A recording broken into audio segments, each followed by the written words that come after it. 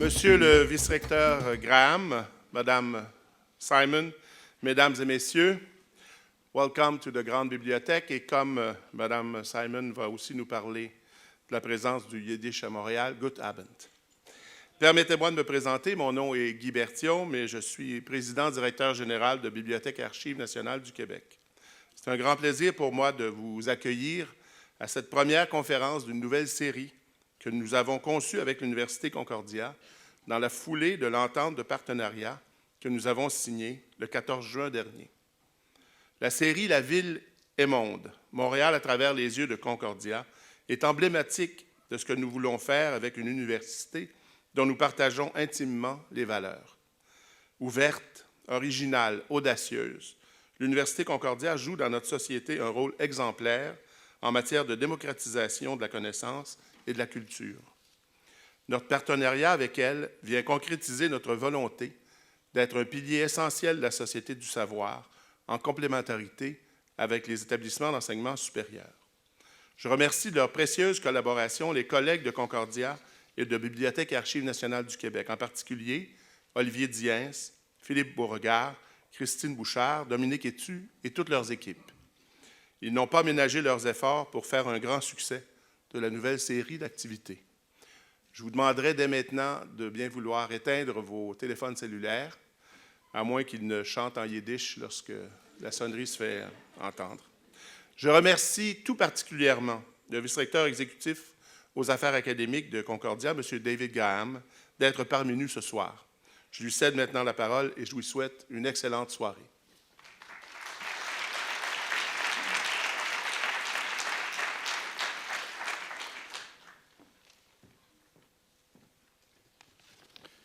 Monsieur Berthiaume, merci. Distingués invités, Mesdames et Messieurs, Madame Simon, bonsoir. Au nom de l'Université Concordia, permettez-moi de souligner combien nous sommes ravis, combien nous sommes honorés par cette collaboration avec Monsieur Berthiaume, votre merveilleuse institution. Permettez-moi aussi de vous présenter les remerciements et les encouragements de notre rectrice, Madame Judith Woodsworth, malheureusement dans l'impossibilité d'être parmi nous ce soir, puisqu'elle assiste actuellement à une rencontre de l'AUCC, de l'Association des universités et collèges du Canada, qui se déroule à Ottawa. Comme M. Berthiaume, je tiens à remercier les deux équipes de la Grande Bibliothèque et de l'Université Concordia, et en particulier mon collègue Olivier Diens, aussi bien que les autres membres du comité organisateur de cet événement. Quel plaisir énorme de marquer ce soir le début d'une relation mutuellement enrichissante pour nos deux institutions et pour notre ville si extraordinaire. Pendant les 5 prochaines années de cette collaboration, par l'entremise de la série « La ville et monde, Montréal à travers les yeux de Concordia », l'Université Concordia, en collaboration avec Bibliothèque et Archives nationales du Québec, jettera un regard inédit sur notre ville. Par ce regard, nous espérons vous permettre de mieux comprendre les mouvances, les métissages et les émergences qui composent notre Montréal de ce début du XXIe siècle.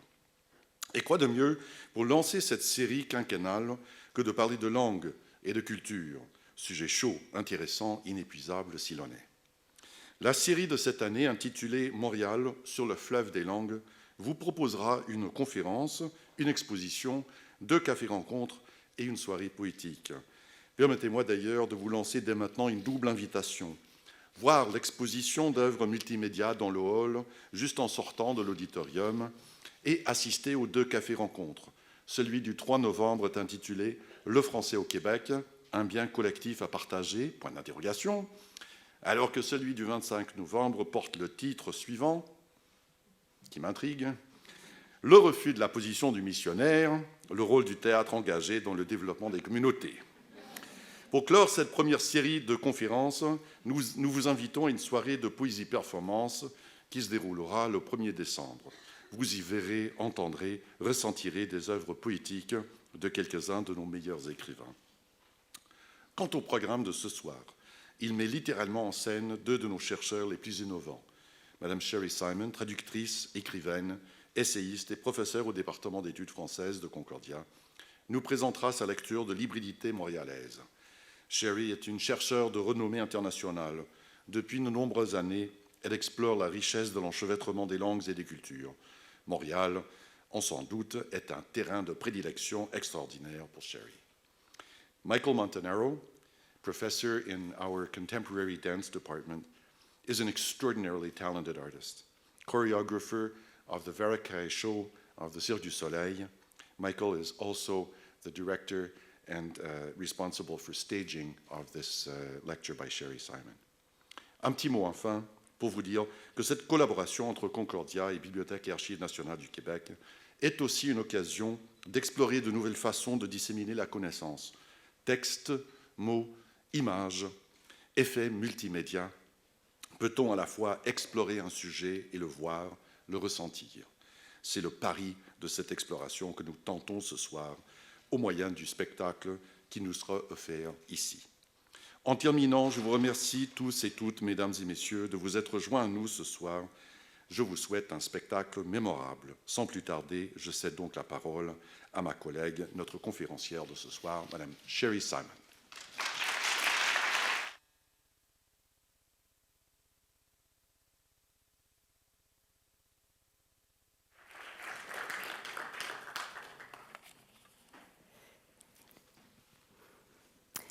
Bonsoir. Merci David Graham. Merci à l'Université Concordia et à la Bibliothèque nationale de m'avoir offert cette magnifique occasion de vous parler de Montréal. Et à mon tour de remercier Olivier Diens et Michael Montanaro et son équipe pour cette belle production. I'm more than pleased to be participating in this collaboration between Concordia and the Bibliothèque nationale, both institutions which I am very attached to. I've watched Concordia grow and take off over the last years. I'm thrilled to see it take its place on the Montreal skyline and in the consciousness of Montrealers, Anglophones and Francophones. So I will be speaking mostly in French, but there will be a middle section in English and I will switch here and there. Pour entreprendre ce voyage parmi les langues et les cultures de Montréal, je voudrais prendre comme guide un personnage qui a eu beaucoup d'influence sur la vie montréalaise. C'est l'architecte et savant Aristide Beaugrand-Champagne, né en 1876, décédé en 1950. Il est avant tout l'architecte de l'un des édifices publics les plus aimés des Montréalais, le chalet sur le belvédère du Mont-Royal. Construit au début des années 1930, le chalet occupe l'un des plus beaux emplacements sur la montagne, avec sa vue merveilleuse sur le fleuve et partant clair jusqu'au Vermont, et recevant l'après-midi toute la chaleur et la lumière du soleil. Avec sa belle fenestration et ses proportions amples, le chalet est une structure accueillante où, hiver comme été, jour et nuit, les Montréalais se rassemblent et où tous les citoyens se sentent chez eux. Beaugrand-Champagne n'était pas qu'un architecte, c'était un passionné de l'histoire ancienne du Canada et un archéologue amateur à ses heures. Au moment de construire le chalet, il voulait donc que le chalet rappelle la riche histoire du lieu, en particulier les hauts faits du régime français. Alors il fait appel à 13 peintres, parmi eux le moderniste canadien-anglais Edwin Holgate. Ces tableaux historiques qui font le tour du chalet donc décrivent différents épisodes du régime français. Et c'est la toile de Holgate que j'aime le mieux, parce que contrairement aux autres œuvres qui sont pour la plupart statiques et triomphalistes, il y a un sens de camaraderie détendue, y compris entre Français et Amérindiens, qui se dégage de cette scène.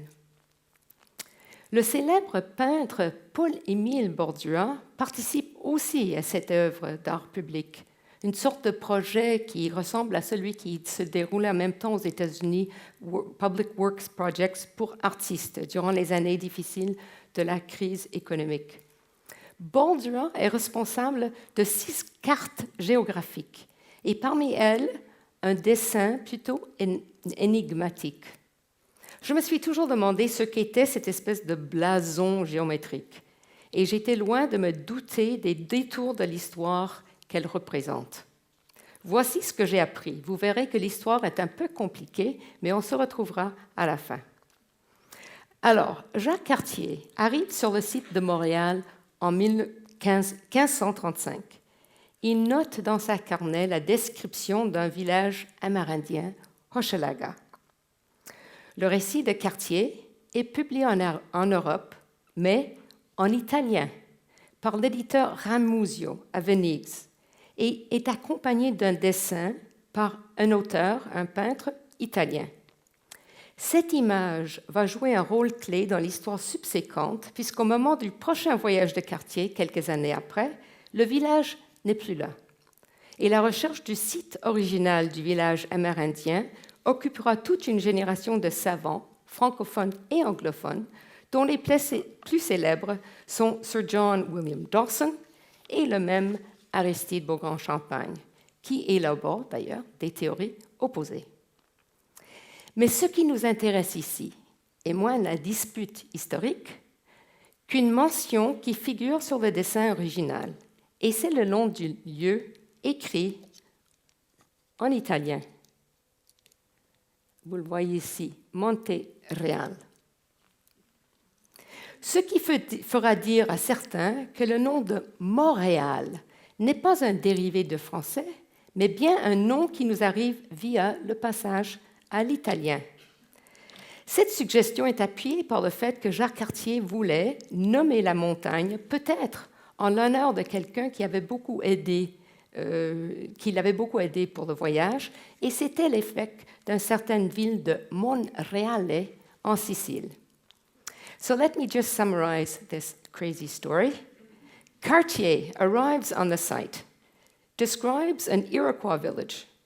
His description is translated into Italian and published in Venice, accompanied by a drawing which will then be the only trace of the village and which is reproduced by the famous painter Bordura on the walls of the chalet, and which marks the site of Mount Royal as a place which is first written about in Italian and suggests that Montreal itself, the name Montreal, is a translation from Italian. Alors, Montréal italien à l'origine? En tout cas, Monte Reale s'ajoute à toute une liste de désignations qu'a reçue la montagne au cours de son histoire. D'abord, les noms donnés par des groupes amérindiens qui ont fréquenté la montagne durant 5000 ans. Ensuite, une série qui se déroule, comme vous voyez, Mont-Royal, Mons Regium, Mount Royal. Ensuite, Königsberg, Tourmalke, nom donné par les premiers immigrants juifs. Plus récemment, le nom de Kondiaronk, attribué au belvédère par la ville de Montréal, honorant un chef huron qui a œuvré à la signature de la Grande Paix de 1701. Le concepteur du parc de Montréal, Frederick Law Olmsted, n'a pas été en reste, lui qui a conçu des noms poétiques pour les diverses parties du parc. Côte Placide, Underfell, Cragsfoot, Brackenfell. Ces désignations, et bien d'autres encore, témoignent de l'attachement de nombreuses communautés à ce territoire, mais aussi à la lutte pour le pouvoir de nommer. Les noms sont des marqueurs de mémoire. Ils se dressent comme des monuments. Remembrance est le très joli nom donné au chemin, qui s'appelait autrefois Shakespeare Road, qui monte, vous le savez peut-être, de la montagne vers la montagne depuis Côte-des-Neiges. Mais le chemin Remembrance, vous ne le savez peut-être pas, c'est quelque chose que l'on voit sur les cartes, le chemin Remembrance ne se rend pas jusqu'au sommet. Elle s'arrête là où elle rencontre le boulevard Camillien-Houde, qui lui monte à partir du boulevard Mont-Royal. C'est là une illustration concrète, c'est le cas de le dire, de nomination inconciliable. Montréal est peut-être plus que d'autres villes le théâtre de nominations turbulentes. La disparition des traces du village autochtone de Hochelaga nous rappelle que la venue au pouvoir de nouvelles langues signale souvent la disparition des autres. C'est ainsi que nous avons à Montréal aujourd'hui peu de signes de la présence amérindienne. En même temps, savoir que la langue italienne a eu une présence précoce dans l'histoire de Montréal annonce bien l'avenir multilingue de la ville. Mais que signifie le multilinguisme? De quelle façon les langues vivent-elles ensemble dans la ville? L'image du flot des langues, le flot qui descendait nos marches ici, évoque bien le fait que les langues sont toujours en mouvement, que les langues et les mots se bousculent, parfois de manière enjouée, parfois de manière plus hostile. À Montréal, le fleuve des langues résulte souvent, surtout, de la confluence de deux tributaires majeurs, auxquels s'ajoutent aujourd'hui les nombreux affluents des langues de l'immigration. Dans ce tourbillon, les langues font bien plus que de se côtoyer. Elles se mélangent, elles s'entretraduisent. Et la dynamique majeure de l'histoire récente de Montréal est en effet la traduction vers le français et la constitution d'une vie culturelle commune dont la matrice est la langue française. Multilingualism does not mean that languages coexist together in a kind of free-floating mélange. Languages interact through translation, as languages are joined to others in conversation. The forces of history can sometimes redirect these currents in surprising and unpredictable ways. The main force of the recent history of Montreal, as I've just said, has been the growing power of French as the matrix of the city's cultural life, and the increasing range of points of contact between French and other languages. But what is especially interesting about today's Montreal is the way it is bringing together the histories of the city which were once so separate. So now I'd like to go back in time to the 1940s to explore the configurations of a different Montreal, a time that evoked words that were not like flow, confluence, and mixture, but words that were more like division, separation, parochial, sectarian. En fait, pendant près de 3 siècles, les observateurs sont unanimes.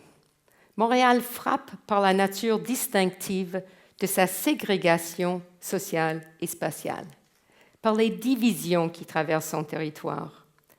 Le géographe français Raoul Blanchard décrit Montréal comme une ville accroupie au milieu de la vallée du Saint-Laurent, comme l'araignée au milieu de sa toile.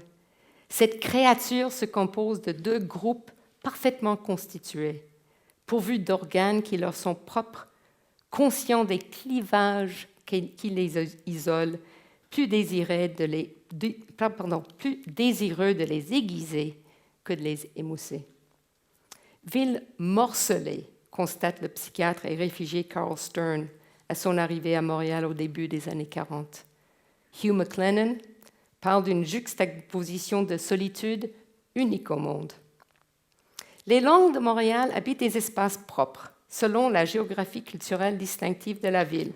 Le français dans l'est, l'anglais dans l'ouest, une zone limitrophe au milieu, où habite en 1940 une majorité de Juifs venus de l'Europe de l'Est et qui parlent la langue yiddish. Alors, entre division et mouvement, entre la montagne et le fleuve, voici l'argument que je voudrais développer. C'est parce que Montréal a été une ville de division qu'elle s'enrichit aujourd'hui de multiples différences, d'un héritage que l'on peut approprier, détourner, traduire, fusionner. Le Montréal d'aujourd'hui est possible justement grâce à cette multiple histoire dont nous sommes aujourd'hui les bénéficiaires. Et c'est en fait de parcours de l'une à l'autre que je voudrais discuter de ce soir, en vous invitant à remonter avec moi vers les années 1940. Alors, voici une carte de la ville où je vais parler de 3 adresses. Une première adresse autour du parc La Fontaine et Sherbrooke, 3040 rue Montana, studio de Borduas. Une autre adresse, rue Esplanade, à côté du parc, le salon littéraire de Ida Maze. Et une troisième adresse, sur la rue Clark, 415 rue Clark, à Westmount, qui est la maison de Frank Scott. Dans le studio de Bordua, depuis le début des années 40, Bordua réunissait des élèves qui vont finir par constituer le groupe des automatistes. Dans le salon littéraire de Ida Maza, c'est la modernité yiddish, et chez Frank Scott, ce sera le modernisme canadien-anglais, anglo-montréalais, pardon. Alors, for the next few minutes, I'd just like to offer capsule histories of these three modern movements, and my apologies in advance for the shortcuts. So, premier site, 3040 rue Montana, le studio de Bordua, et c'est la modernité. The story of le Québec moderne was for a long time told as a tale of sudden transformation. The repressive leader Maurice Duplessis, ruling over the period known as la Grande Noirceur, died in 1959. 1960 saw the election of the Liberals and a sudden new consensus for reform in all aspects of Quebec life, giving what seemed like almost instant birth to a fully formed modern society. So goes the myth. But as scholarship over the last several decades has shown, le Québec moderne was in gestation at least since the 1940s, and prepared through many acts and practices, especially in Montreal, which nourished a vigorous North American urban mass culture. Currents of liberal thought, often from within the church, as well as avant-garde artistic practices. The group, which became known as the Automatistes, had its origins in the early 1940s and wrote and distributed its manifesto, Refus Global, in 1948. Though broad recognition was slow to come, its influence has only increased. Its anti-bourgeois ideology, its resolute secularism, and its presence on the Montreal landscape continue to shape the Montreal environment. Along with the Parti Pris movement that sprung up in the 1960s, adding the defense of joual as an element of artistic rebellion, no movement was as strongly linked with cultural modernity. For the Automatistes, being modern included following surrealist influences and subscribing to the ideal of a radical break with conventions of representation. The idea of this radical break, la rupture, dominated both visual arts and poetry, and set the tone for artistic experimentation in the arts in Quebec for many decades, not only in the visual arts, but following the experiments of Gauvreau in poetry and theater, in literature as well. Aucun courant, donc, n'est autant lié à l'émergence de la modernité culturelle au Québec que les automatistes et le refus global. L'esthétique de la rupture marquera les années 60 et 70 et bien au-delà. Le nouveau formalisme, les poètes des herbes rouges, l'écriture au féminin, et j'en passe. And what makes this group different from other groups, such as abstract expressionism in the United States, is that it included a variety of arts, including dance and painting, theater, sculpture, poetry, and maintained a consistent enthusiasm for social change.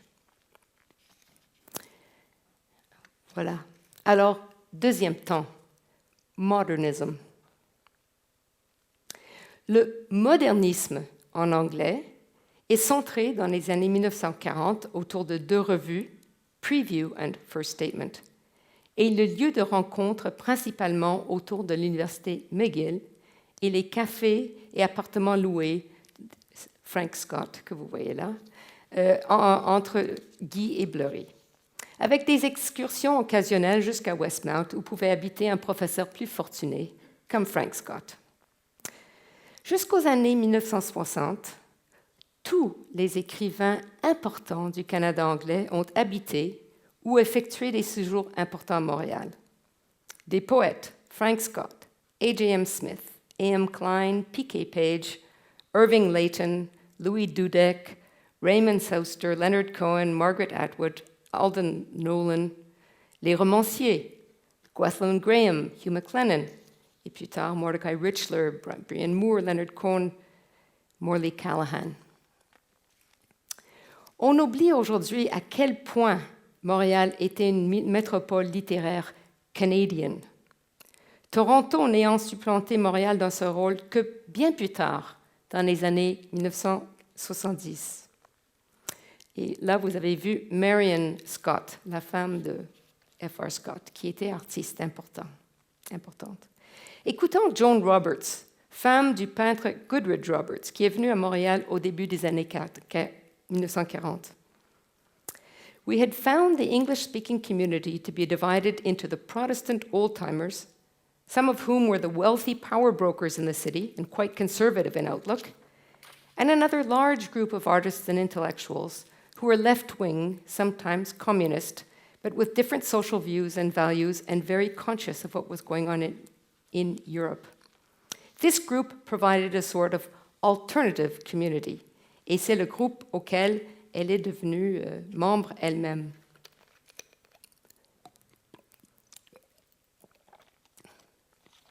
Mavis Gallant a aussi décrit la passion de vivre dans les années 1940 à Montréal.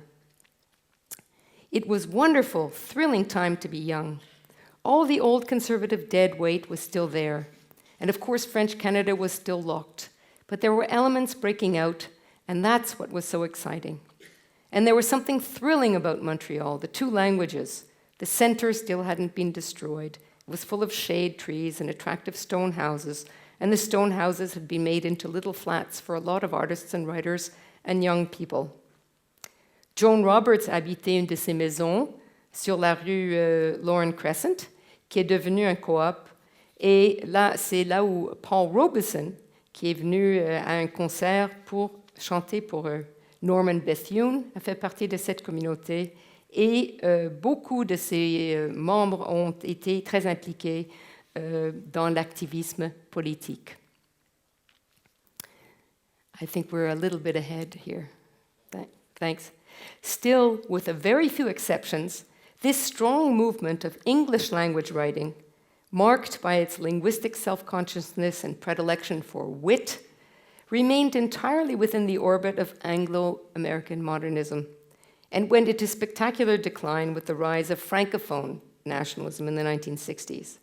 Relations between French and English were distant, and only in the last few years, recently, has English language writing come to life again in Montreal, with the sensibility of a minor literature within the new cultural disposition of the Francophone city. Alors voilà, c'était le modernisme anglophone, et j'arrive à mon troisième temps, mon troisième lieu, modernismus, qui est un mot yiddish que je vous présente comme mot yiddish. Donc, je parlerai donc de cette modernité yiddish qui était tout aussi bien un mouvement littéraire et un mouvement d'art visuel, et dont les lieux de prédilection étaient ce centre. Et la personne qui sera vraiment le point d'ancrage du salon littéraire, c'est ce personnage qui s'appelle Ida Maze. Alors, à la période qui a vu la floraison de la culture yiddish à Montréal, on peut donner des dates précises de début et de fin. La période commence avec les grandes migrations du début du XXe siècle, et elle prend fin un jour, vers la fin des années 50 peut-être, alors que la langue yiddish cesse d'être la langue vivante de la communauté montréalaise. Cette fin a été prévisible. Après l'Holocauste en Europe, qui a détruit à jamais le vivier yiddishophone, la culture nord-américaine est morte à son tour. Voilà Ida Maze qui lit des histoires à des jeunes. Désormais, les mots-clés pour décrire cette culture sont écho, transmission, mémoire, héritage, traduction. Le yiddish était la langue parlée par les Juifs, c'était aussi une langue littéraire, Ida Maze telle que dépeinte par Sam Borenstein. À l'époque, c'était la troisième littérature d'importance après les littératures anglaises et françaises. Elle n'est parlée aujourd'hui que par des petites communautés entièrement hermétiques de juifs chassidiques pour qui les réalisations esthétiques et les mouvements progressistes du passé ne comptent guère. Mais dans les années 1940, il s'agit d'une langue vivante, bien que les événements de la guerre laissent présager le désastre à venir. Montréal est un centre important, après New York, de la culture yiddishophone.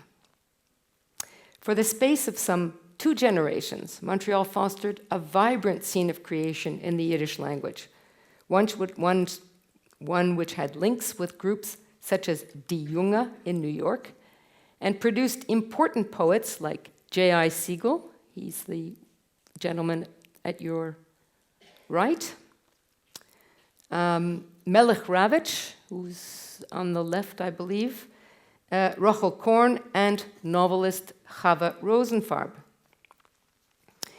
This is how Chava Rosenfarb describes her arrival in Montreal after the war. In Montreal, she said, I found a bustling Yiddish social life. Without having to wait until I learned English properly, I could read the Kenneter Adler every day, the Yiddish newspaper. I could read Yiddish literary periodicals, go to the folk university at the Jewish Public Library, which was the center for Jewish cultural life in the city. I visited the Parrott schools, the Volksschule. I became a student at the Yiddish Teachers Seminary. I could count more than 40 Yiddish writers living in Canada in the years just after my arrival in this country. 40 major writers, not just Sunday writers, as she says. There was an active writers' union in Montreal, which I was invited to join. There were constant public lectures on literary topics. There were visits by the great Yiddish writers from abroad. Alors vous voyez, il s'agit d'un monde très intense auquel un écrivain pouvait participer. Un monde d'écoles, d'institutions, de lieux de publication, de lieux de rencontres. Et donc, c'était bien plus que le lieu de quelques écrivains. C'était un lieu d'institution. Le lieu privilégié de ces rencontres durant la période entre les guerres à Montréal, c'était chez la fameuse Ida Maase, une des personnes les plus dynamiques de cette culture, de cette communauté culturelle. Elle était une poète active. Son œuvre a été publiée dans bien des anthologies et elle a beaucoup écrit pour les enfants, d'où l'image qu'on a vue tout à l'heure. Elle lisait aussi beaucoup pour les enfants.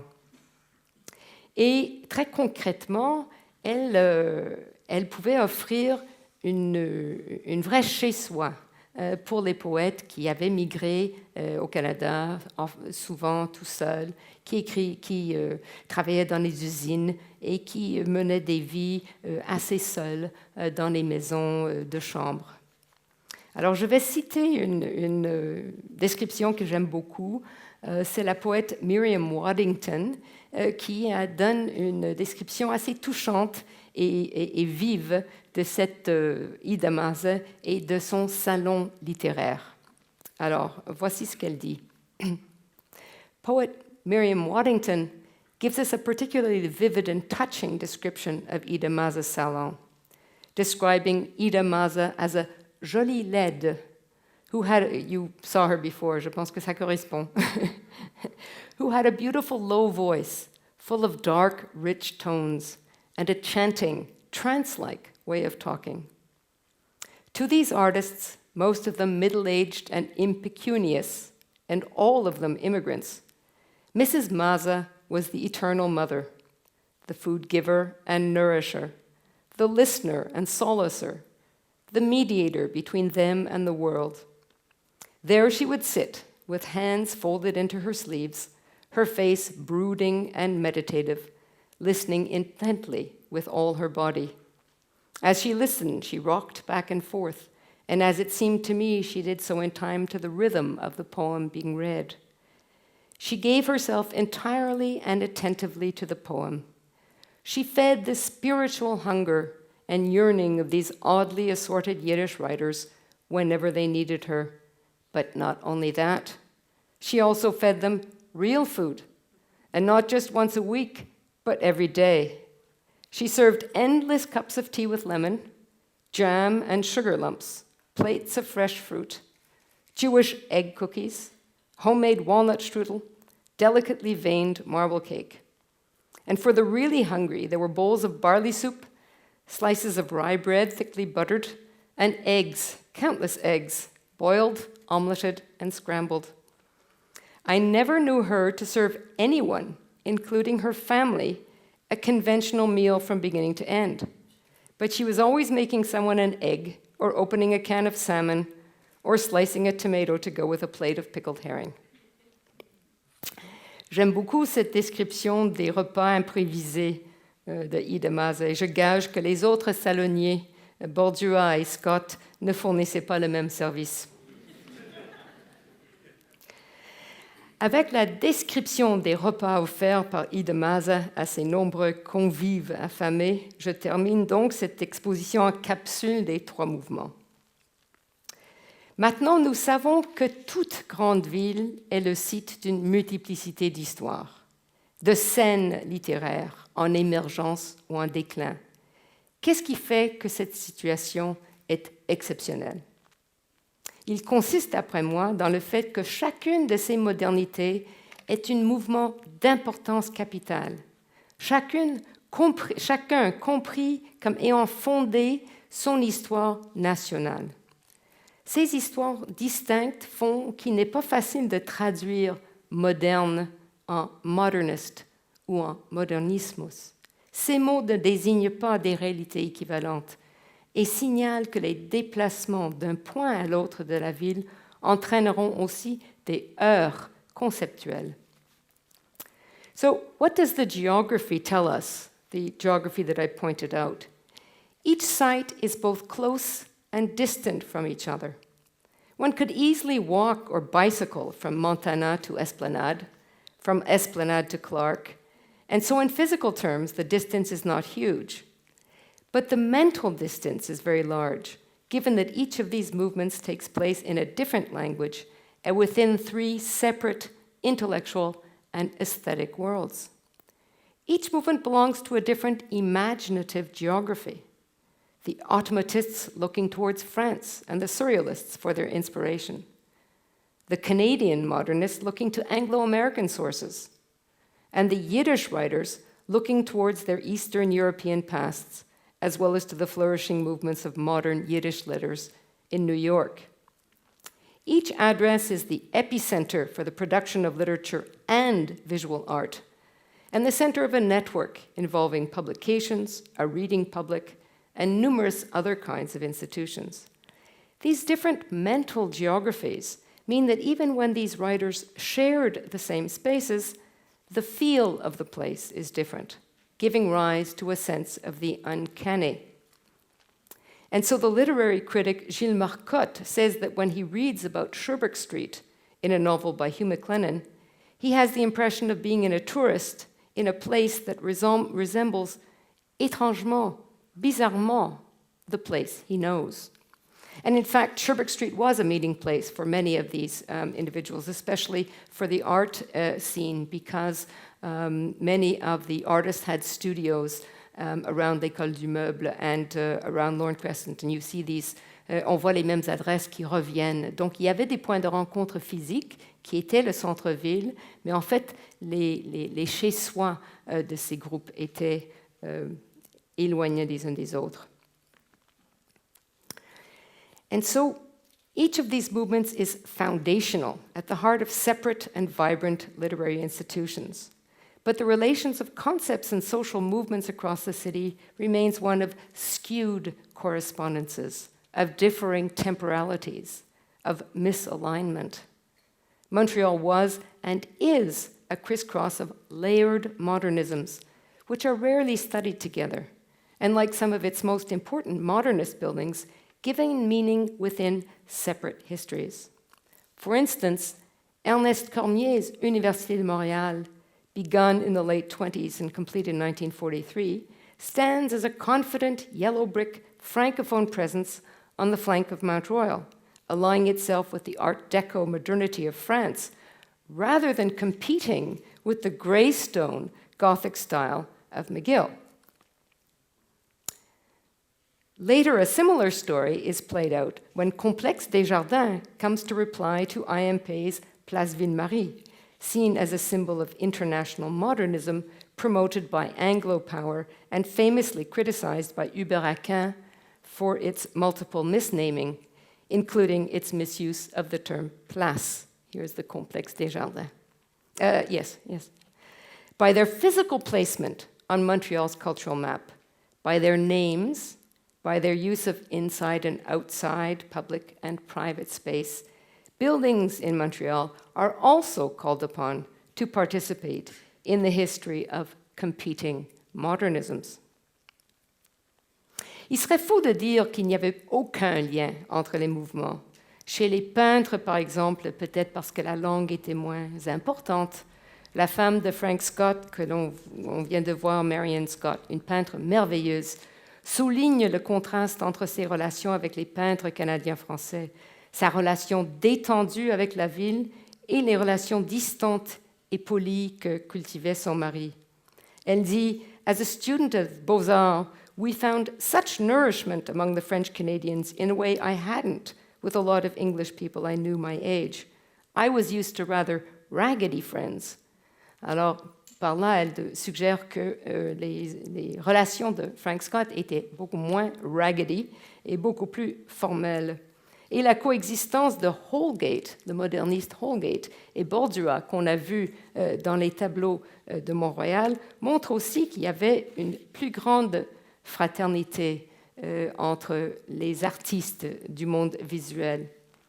Il y avait certaines tentatives aussi de traduction entre les littéraires, Frank Scott, A.M. Klein, Mavis Gallant, avaient des rapports certains avec l'autre communauté.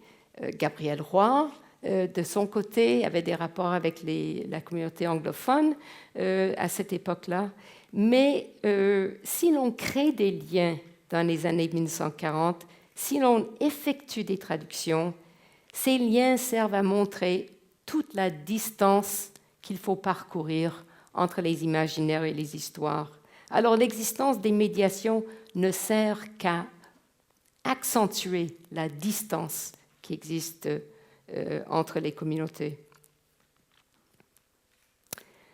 So now I want to jump ahead to the present and examine the heritage of these modernities. And to do so, I want to concentrate on the central zone of Montreal, the neighborhood of Mile End. The central zone whose spirit is most intensely enriched by these multiple histories. Alors, après avoir parlé de séparation et de division, je voudrais parler de modes de rencontre, de fusion, d'interpénétration. Pour cela, je choisis de parler du quartier de Mile End, qui, même s'il est loin d'être le quartier le plus cosmopolite, loin d'être le quartier le plus cosmopolite de la ville, représente tout de même l'esprit du Nouveau Montréal. Je voudrais explorer les traces du passé dans le présent. Et pour cela, je me tourne vers le Mile End, de nouveau en présence de notre ami Aristide.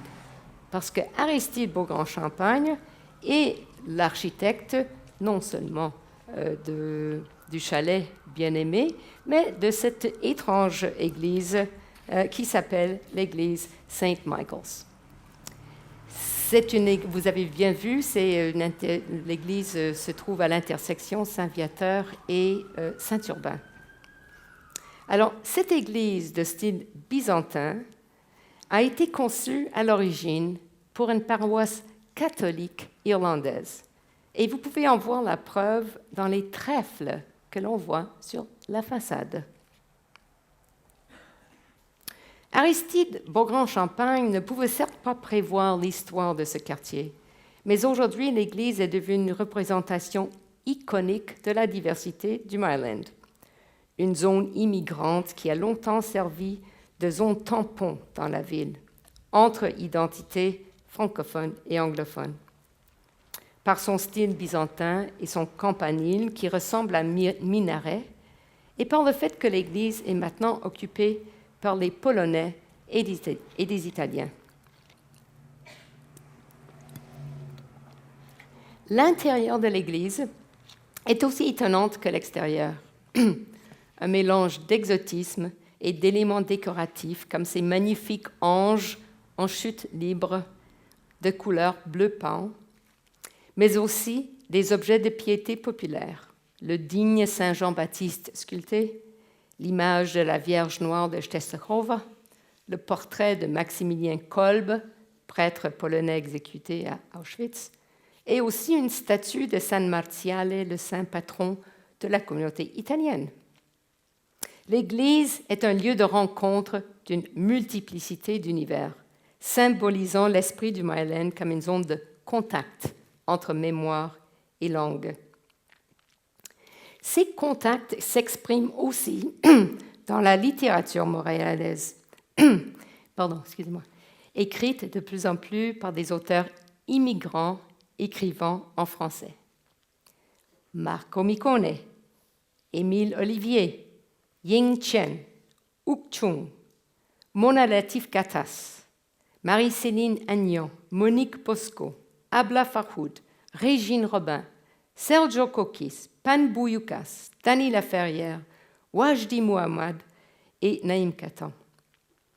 Pour certains de ces auteurs, le français est la première langue, mais pour d'autres, le français sert à médiatiser les univers d'expérience vécus d'abord dans d'autres langues.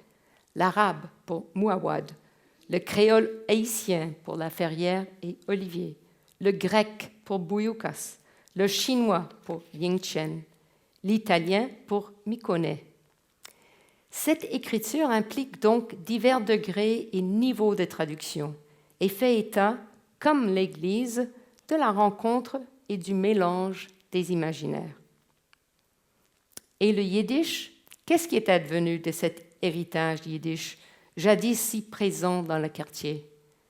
En fait, le yiddish a largement disparu du Moyen-Âge quand la population juive a quitté ces lieux pour migrer vers l'ouest de la ville. Mais les voies de la transmission culturelle sont remplies de mystères et de retournements imprévisibles ont fait que l'héritage yiddish, qui au départ n'existait qu'en anglais, a été découvert par la communauté francophone. Une nouvelle génération de chercheurs s'est emparée de ce passé commun montréalais pour y faire de merveilleuses découvertes.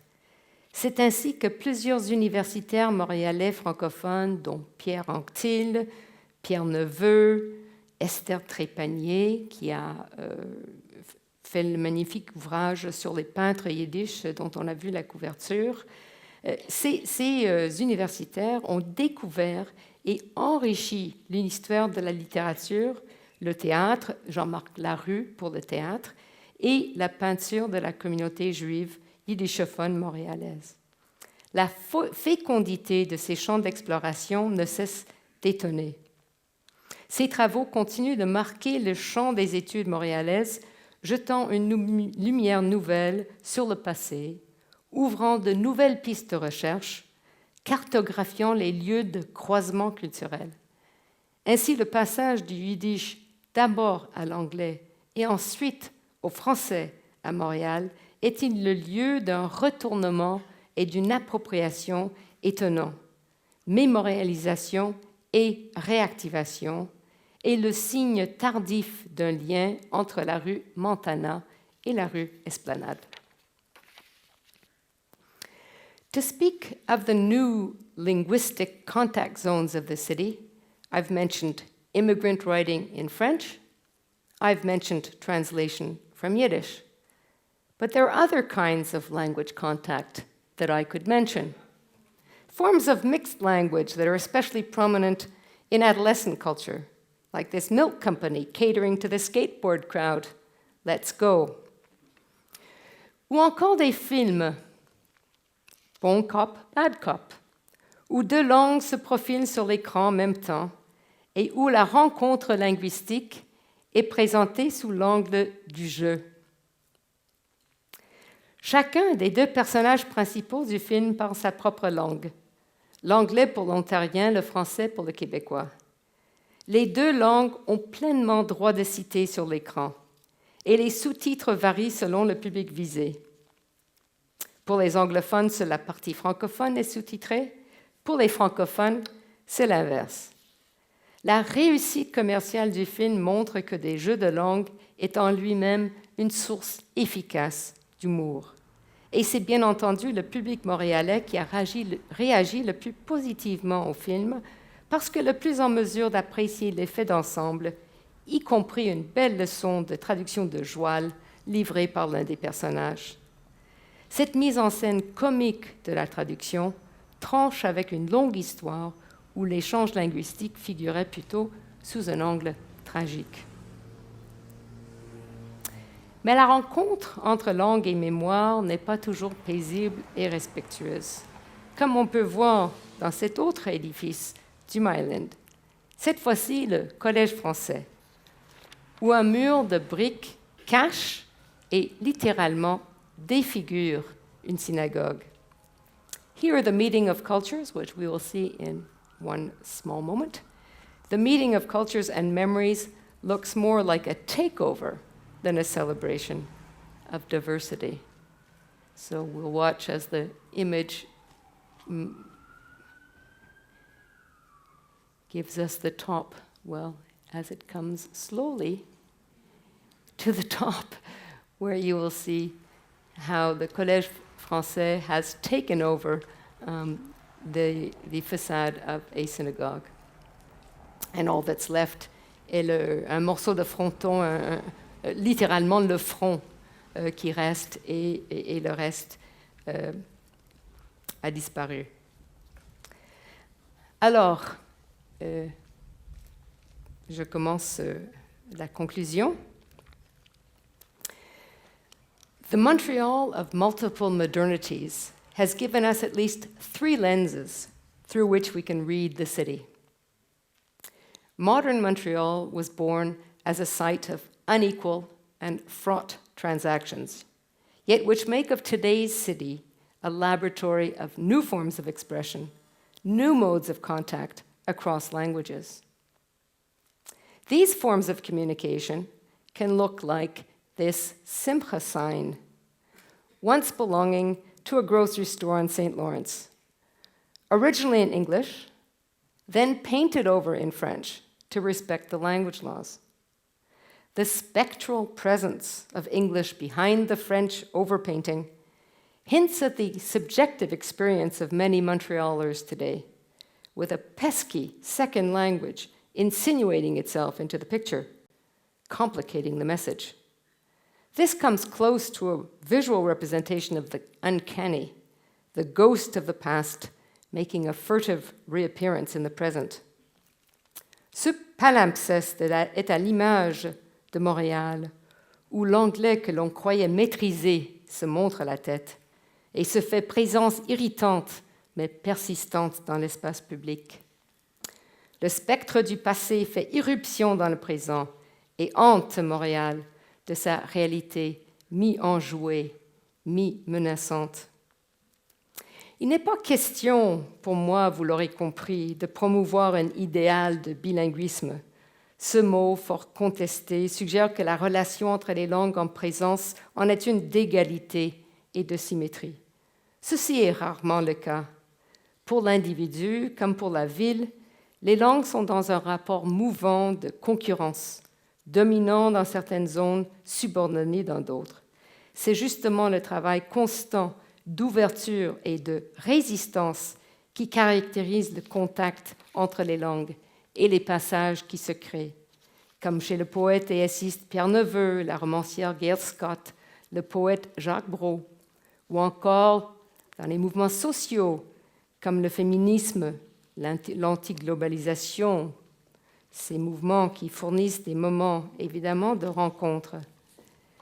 Dans la reconnaissance des langues de Montréal, il n'est pas question de se donner bonne conscience, mais au contraire, de souligner ce qui, dans la rencontre des langues, aiguise l'attention et déroute il y a dans l'inconfort linguistique un bénéfice cognitif, la mise en question d'un seul système de valeurs.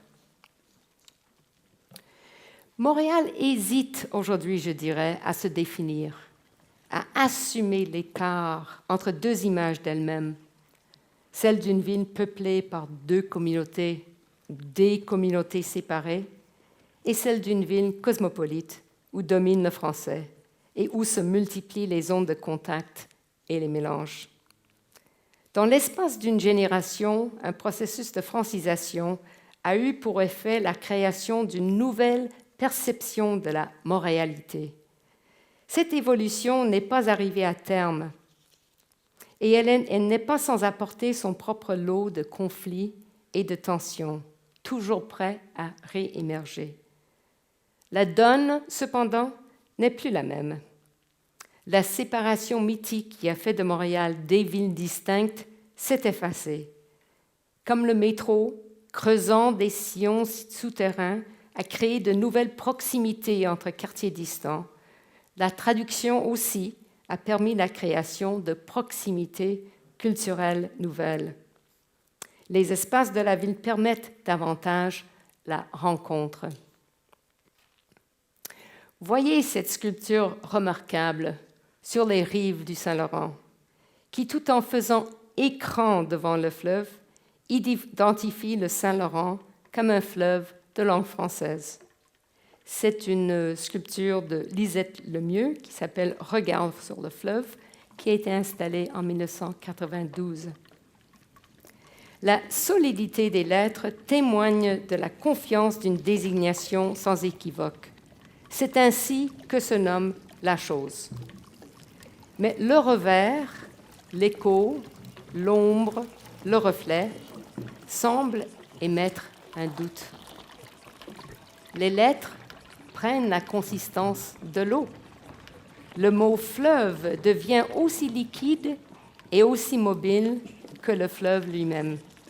Le mot fleuve se traduit non pas dans une autre langue, mais dans son contraire, le signifiant matériel, l'eau.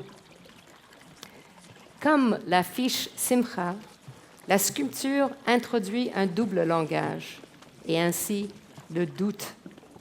Le nom fleuve se dissout dans son signifiant aqueux, tout comme l'affiche de l'épicerie se fait agresser par un code rival. Dans les deux cas, la certitude d'un seul code est mise à l'épreuve. La langue se révèle précaire dans sa capacité de nommer, de dire avec certitude la réalité qu'elle désigne. Une langue ne remplace pas l'autre, mais joue en contrepoint et en dialogue et laisse place à l'hésitation. Il s'agit là, je dirais, d'une image fidèle de Montréal, cette ville à la confrontation perpétuelle entre les codes, où le terrain inégal des langues nous fait souvent perdre pied et où l'incertitude nous oblige à une attention de tous les moments. Merci.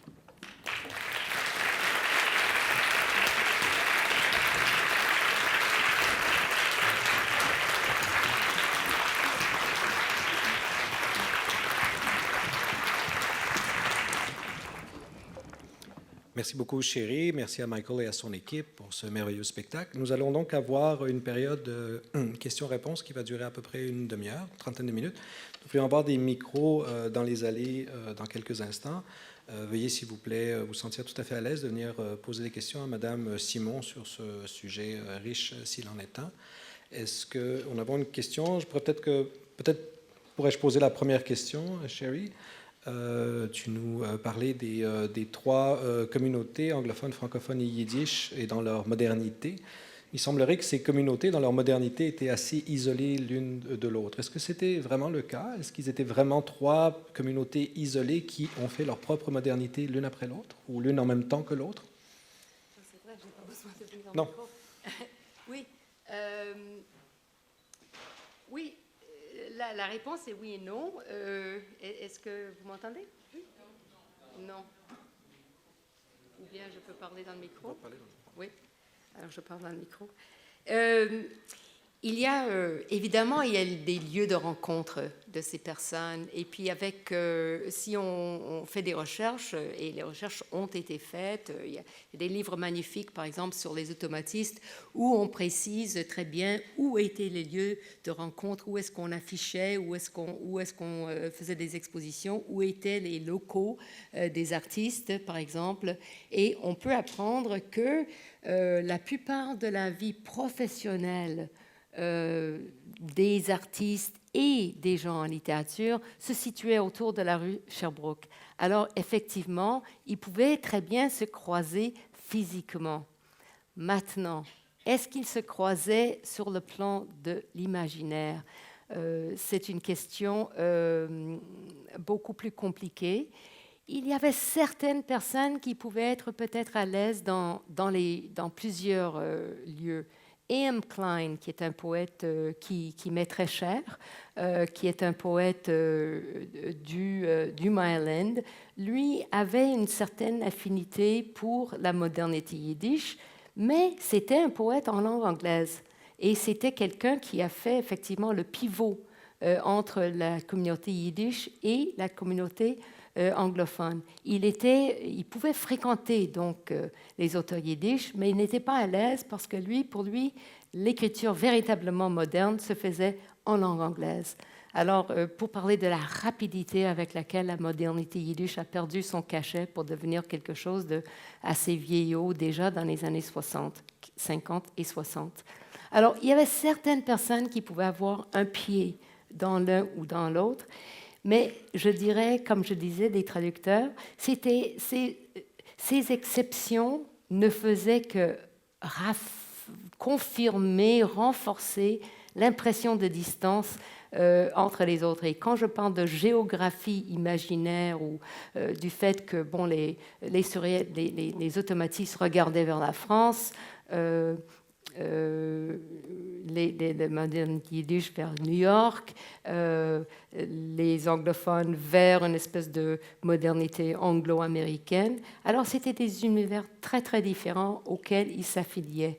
Et je pense que c'est ça qui est la fascination de la chose, de penser qu'il y avait dans la ville en même temps trois mouvements aussi vivants. C'était pas seulement des débutants, c'était pas des gens, c'était pas des scribouilleurs du dimanche, comme dit Chava Rosenfarb, mais c'était quand même des gens qui étaient au centre de leurs propres univers. Alors la réponse est oui, séparation, oui, rencontre, mais il faut mettre tout cela en contexte.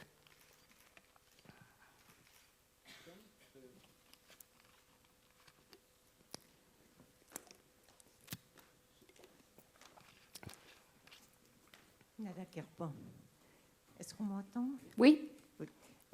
En fait, après à la disparition du yiddish, quelle est la langue de communication en fait des Juifs? Est-ce que c'est devenu l'anglais ou le français à Montréal? Quelle est la langue? La langue, oui. Puisque vous dites que le yiddish a disparu, oui. Donc quelle est la langue de communication ou d'écriture ou des arts en fait de cette communauté juive? Alors, Pierre Antil a une image que j'aime beaucoup. Il parle d'une pente naturelle. Alors, il y a eu une pente naturelle depuis le yiddish jusqu'à l'anglais. Alors, tout naturellement, la communauté yiddishophone a été envoyée à des écoles anglaises. Nous savons tous la triste histoire de Montréal, la séparation des écoles. Alors, les jeunes juifs sont allés à l'école en anglais et ils sont devenus des anglophones, ils sont devenus des écrivains en langue anglaise. Alliés, mais pas tout à fait membres de la modernité anglo-américaine et de la modernité anglophone. Si on lit, encore une fois, A.M. Klein, qui est le personnage clé pour parler de ce pivot, parce que plus tard, quand vous arrivez à Mordecai Richler et à Leonard Cohen, leurs parents ou leurs grands-parents auraient pu être des yiddishophones, mais eux, ils sont des anglophones. Mais la génération pivot, c'est A.M. Klein. Et puis, A.M. Klein a été très ami avec F.R. Scott, P.K. Page. On aimait beaucoup les initiales à l'époque, si vous avez constaté. Alors, P.K. Page, qui vient de décéder, qui est une femme absolument charmante, qui a écrit de la poésie jusqu'à l'âge de 95, je pense, elle vient de décéder. Elle a décrit un moment sa rencontre avec A.M. Klein. Et elle dit, sa femme parle avec un accent. C'était la première fois qu'elle avait rencontré un juif, P.K. Page. Il était un étranger. Il faisait partie de ce mouvement à McGill. Il avait fréquenté McGill, mais il était juif, mais encore pas tout à fait anglophone comme les autres. Donc la différence persistait. Alors, pour répondre, oui, c'est l'anglais. Et ils vont rester anglophones, et puis, disons, une grande partie de cette génération, une partie du moins, quittera Montréal. Un bel exemple, par contre, c'est Leonard Cohen, qui est montréalais jusqu'au bout des ongles, et qui dirait dans beaucoup d'interviews à quel point il est attaché à Montréal. Qui est revenu à Montréal après ses voyages en Europe, qui s'est installé au Parc des Portugais, près de la rue Saint-Laurent, et dont l'amitié avec Michel Garneau lui a valu des traductions en français de ses romans, donc de sa poésie, pardon. Alors, Stranger Music est devenu Étrange musique étrangère, publié en français et traduit par Michel Garneau. Donc, le passage, quand même, il n'y a pas de fin à ces passages. On va dire, bon, le yiddish est parti vers l'anglais et la création s'est faite en langue anglaise, mais par la suite, il y a encore des tours et des retours qui font que Leonard Cohen, par exemple, qui n'aimait pas la traduction de sa poésie qui avait été faite en France, parce qu'elle n'était pas fidèle, puisque... Bon, c'est tout un autre volet, les traductions en France ne respectant pas les spécificités culturelles du Québec. Alors, cette traduction en France, cette traduction refaite ici au Québec par Michel Garneau, met en branle un autre élément, un autre tour et retour de cette histoire de la traduction des langues à Montréal.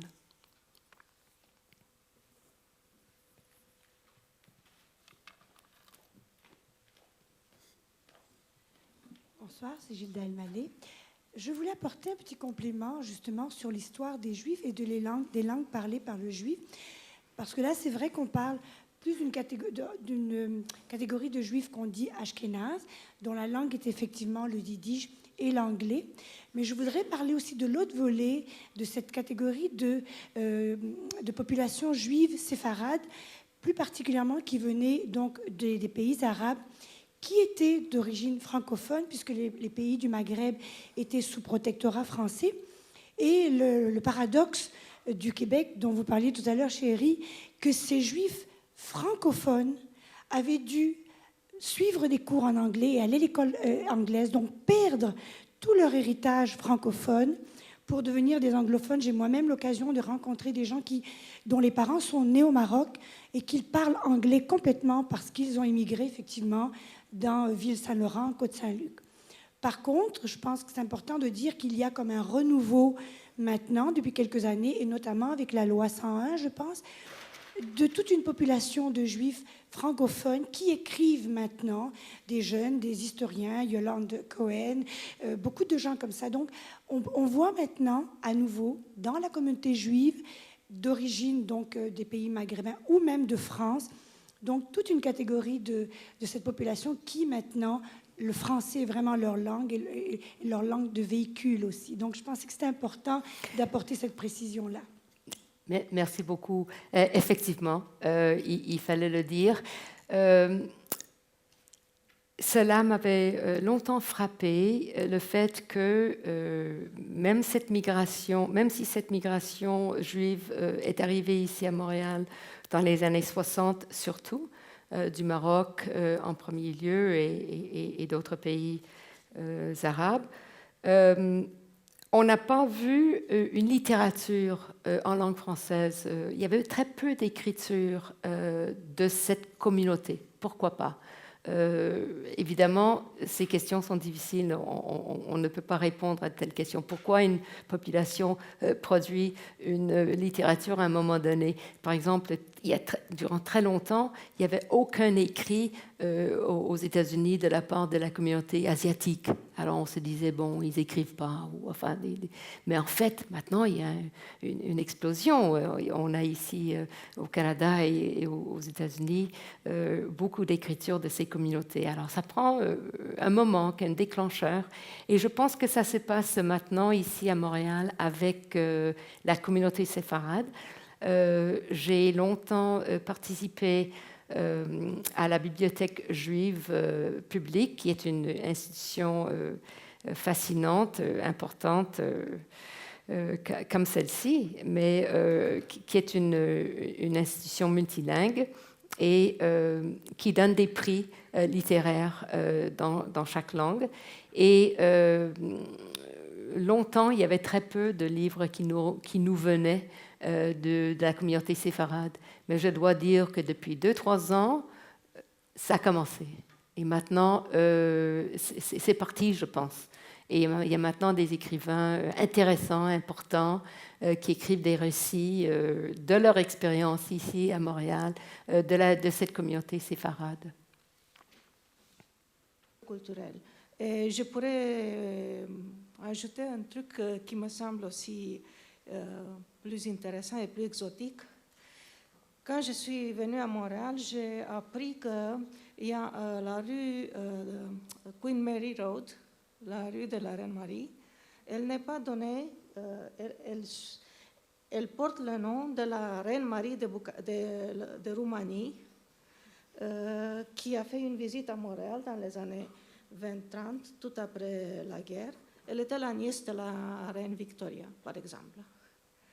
Et ça, c'est un fait que les Roumains, la communauté des anciens Roumains qui vivent encore à Montréal, qui sont à Montréal et qui maintenant sont Il y a beaucoup de gens qui sont immigrés de la Roumanie dans la dernière décennie.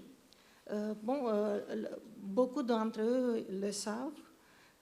Et c'est très, très intéressant parce que ça revient dans l'actualité, vu qu'il y a déjà une semaine qu'il y a une proposition de changer ce nom-ci pour le nom de frère André. Ah oui. À l'époque de la Reine Marie, l'oratoire, je pense qu'il n'existait pas encore. Donc c'est toute une... ça va réciter toute une histoire pour ceux qui sont dans le savoir. Merci. Alors, savoir que Queen Mary, c'est la reine de Roumanie, ça, c'est une nouvelle pour moi. Mais qui sait? C'est pris des journalistes venus de la Roumanie. Ah, d'accord. Mais en fait, ce qui est intéressant et cocasse, ce sont les noms de rues qui se traduisent ou qui ne se traduisent pas. Alors, un de mes préférés, c'est chemin Upper Lachine, qui pour des raisons que l'on ne comprend pas, Upper est un mot français. Il y a aussi ce qui est vraiment fantastique, c'est ceux qui font du vélo le long le bord du lac vers le canal de la Chine, où vous pouvez voir cette magnifique sculpture qui s'appelle le fleuve. Alors quand vous prenez le chemin qui s'appelle bord du lac, mais ça change dépendant de la municipalité, si c'est La Salle ou la Chine ou Beaconsfield. Et puis au coin, vous avez souvent des intersections. Alors, vous avez bord du lac avec Lakeshore Road. Et puis, enfin, il y a toutes sortes, j'en ai vu des très cocasses, mais où, en fait, on voit la persistance. On ne veut pas laisser tomber Lakeshore Road, même si bord du lac est la rencontre Il y a bien d'autres de choses. Enfin, cette histoire de Camillien Oud et Remembrance Road. Remembrance, c'est un nom très, très magnifique. Enfin, le Remembrance plutôt que... je pense que c'est peut-être traduit souvenir, je ne suis pas sûre. Mais en tout cas, ce que l'on sait, c'est que pour des raisons historiques, on a construit Camillien Oud, mais ça arrête quelque part et se rencontre Remembrance Road. Alors évidemment, il y a beaucoup d'ironie dans le fait que Remembrance Road ne remember qu'une toute petite partie du trajet et n'embrasse pas la mémoire culturelle de la montagne dans son ensemble. En fait, les questions de nomination à Montréal sont très cocasses. Ah oui, ce qu'on voulait faire avec Michael, mais on a oublié à la fin. Un de mes projets à faire un jour concerne un changement qui a vraiment... je pense que c'est le changement majeur qui a changé le visage visuel de Montréal, et c'était la disparition des apostrophes S. Parce que le apostrophe S faisait partie de... Ah, voilà les apostrophes S. Oh, que c'est magnifique. On en avait parlé. Parce que je me suis dit qu'un jour, il faut trouver... Vous savez que maintenant, il y a Matt Soar à l'Université Concordia qui va récupérer les enseignes. C'est lui qui avait récupéré l'enseigne Simcha que je vous ai montrée, qui est maintenant devenue une espèce d'œuvre d'art iconique, hein, parce que c'est vraiment quelque chose qui a émergé comme ça et qui est devenu une œuvre d'art. Alors, il a aussi Warshaws, etc. Et Farine, 5 Roses, Five Roses. Et un de mes projets, un jour, c'est d'aller essayer de trouver où sont tous les apostrophes S qui ont disparu des devantures de Montréal. Mais celui qui était pour moi le plus important, le plus intéressant, je ne sais pas si vous fréquentez l'avenue du Parc, alors il y avait Dusty's Restaurant. Alors, Dusty's Restaurant a fait comme beaucoup de restaurants au moment de la loi 101. Ils ont inversé. Alors, ça faisait Restaurant Dusty. Sauf que l'apostrophe S est venue avant. Alors, ça faisait Restaurant Dusty. Parce qu'ils ont coupé à la mauvaise place. Alors, qu'est-ce qui est arrivé à tous les apostrophes S? Alors, il faut rire un petit peu de Montréal, n'est-ce pas? Enfin, c'est parfois plus sujet de rire que d'autres choses. Merci, Michael.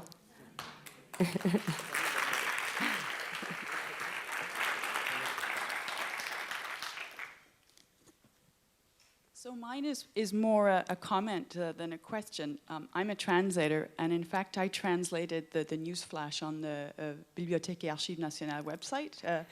And I wish I'd heard your talk before I translated the news flash, because it's always easier to translate the more you know. If I'm quoting from memory here, but I believe the first sentence was in French, « Et si Montréal, l'histoire de Montréal était l'histoire des passages ?» And I pondered for a long time how to translate the word passage, because I wasn't quite sure what you meant by it. I liked it, and it's a word that can have many translations.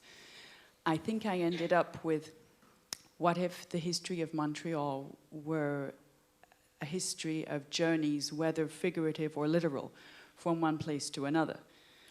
And I was thinking about this as you were talking and when you answered the question, and you mentioned the word passages again, and I remembered that you'd said that translation, you compared translation to the metro and how it provided passages from one neighborhood to another and from one culture to another.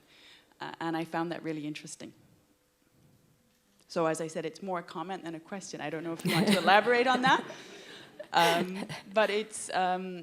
I found it interesting that the word passages was there in the news flash and again in your talk and the way you elaborated on it. So thank you. Well, thank you.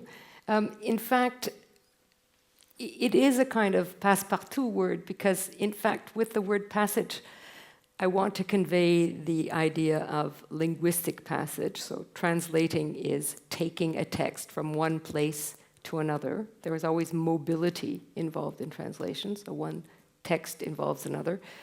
But in a city like Montreal, to translate, you must physically move. Or let's say if you physically, it's the other way around, it's more of an obligation.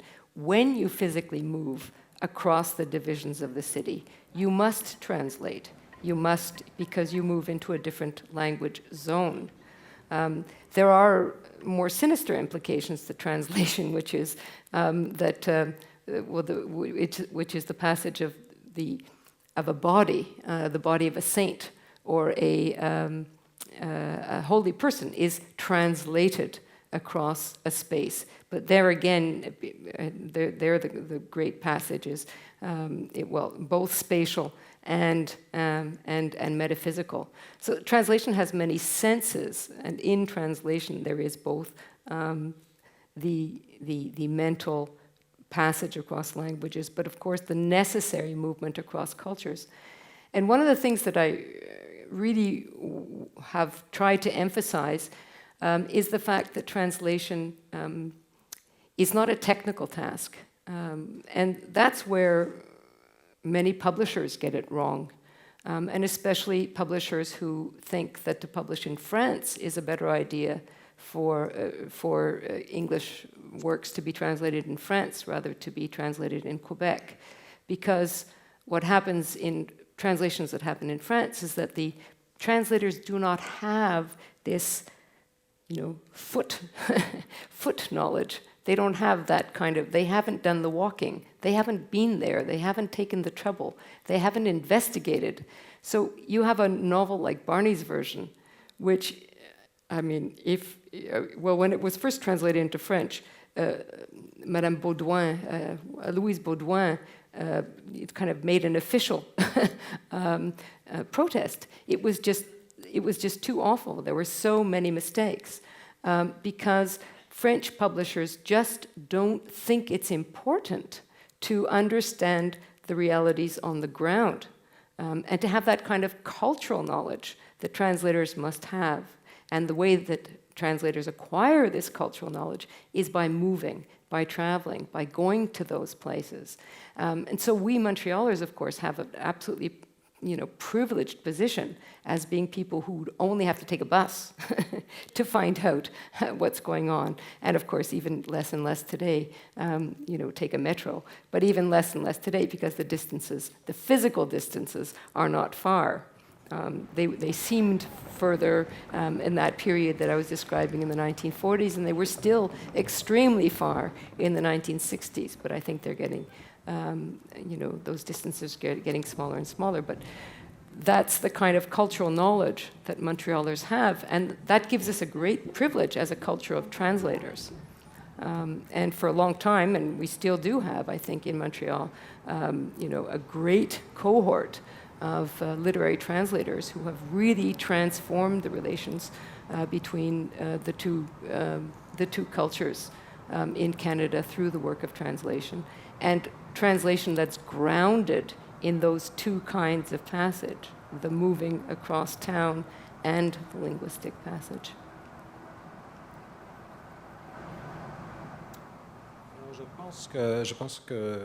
Je pense que ça va mettre fin à cette présentation extrêmement intéressante. Merci beaucoup, Chérie, pour ce passage à Montréal.